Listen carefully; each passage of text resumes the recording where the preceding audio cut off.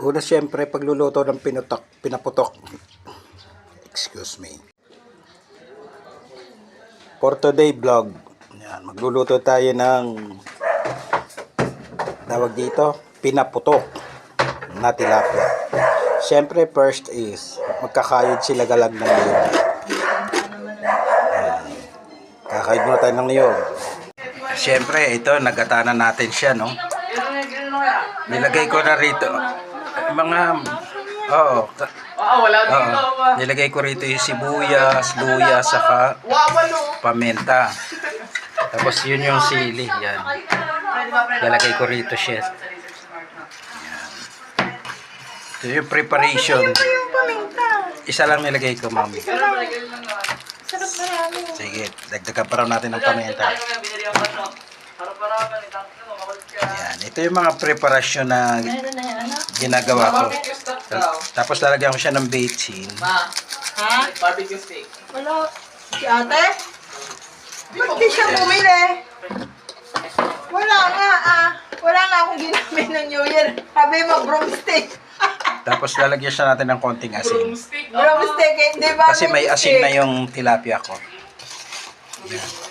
Haluin natin siya. Ay, di ba yun ang ginamit ko nung ano? Wala naman tayo. Kasi kung baka mapadami ang asin nito, medyo maingay lamang yung katabi ko. Nagbablog ako maingay. Nagpiprepare siya naman para doon sa aming nilagang buto-buto. May mais, may beans, may kamote, may saging. Yun. Saka may repolyo. So, yan. So, okay na to. Pwede na tayong magsala ngayon ng kawali. Okay, ready?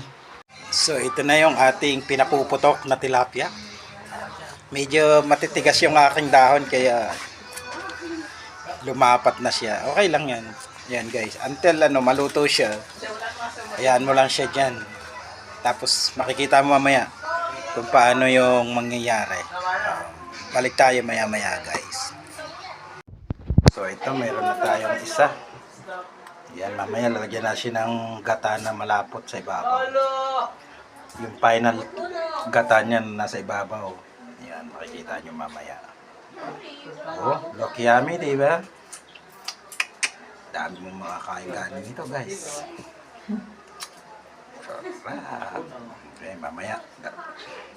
Paulit tayo. So, ito na. Nadali na natin yung pinaputok na tilapia.